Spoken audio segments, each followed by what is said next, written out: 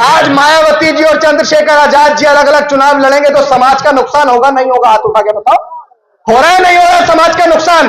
और आने वाले 2027 में अगर हमने इन दो नेताओं को और इनके साथ साथ तमाम अम्बेडकरवादी नेताओं को एकजुट नहीं किया तो इस उत्तर प्रदेश के अंदर हमारी माओ बहनों को घर से निकालकर हमारे सामने उनकी अस्मतें लूटी जाएंगी और हम लोग मूकनायक बने खड़े रहेंगे। हम कुछ नहीं कर सकते हैं क्योंकि आपकी औकात यह है कि उस उत्तर प्रदेश के अंदर 403 विधानसभाएं हैं और 403 विधानसभाओं के अंदर आपका एक भी विधायक नहीं है और के उपचुनाव के अंदर आपकी पार्टियां बिल्कुल धराशायी हो गई हैं, आपकी पार्टियों की जमानतें जब्त हो गई हैं, आपकी राष्ट्रीय पार्टियों का राष्ट्रीयता दर्जा खत्म होने वाला है। इतना घमंड लेकर कहां जाओगे, इतना अहम लेकर कहां जाओगे? अरे इस समाज ने आपको क्या नहीं दिया?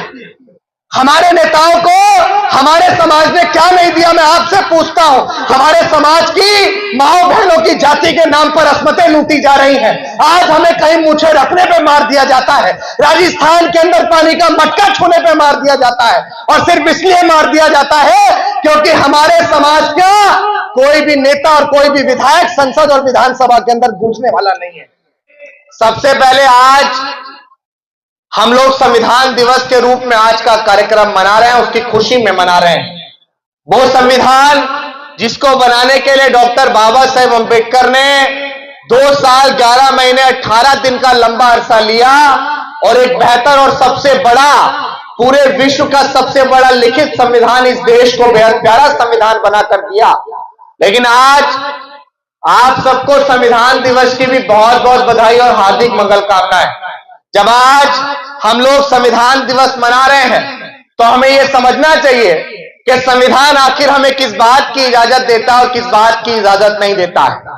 मैं हमेशा यह देखता हूं कि मंच पे हम लोग हिंदुस्तान शब्द का बहुत इस्तेमाल करते हैं। अब मैं उन सब लोगों से, उन तम प्रिय बंधुओं से यह सवाल करता हूं कि कौन से आर्टिकल के अंदर भारत के संविधान के अंदर यह लिखा है कि हम भारत के संविधान को हिंदुस्तान कहें? भारत के संविधान के अंदर क्लियर ये लिखा है कि इंडिया दैट इज भारत और भारत दैट इज इंडिया। इसके अलावा दूसरा और कोई शब्द हमें इस संविधान ने नहीं दिया। तो हमें यह समझना चाहिए कि हम दूसरे और फर्जी शब्दों का इस्तेमाल ना करें जब हम संविधान के अनुयायी हैं। तो 100 बार तमन्ना से उतरे गहरे पानी में, कि 100 बार तमन्ना से उतरे गहरे पानी में, अपने इस समाज की प्यास को बुझा के रहेंगे और जो सर कभी झुके तो नहीं थे, दबाए गए थे, उन सरों को फिर से उठा के रहेंगे और अंधेरों में रहकर उजाला भूल गए हैं जो, कि अंधेरों में रहकर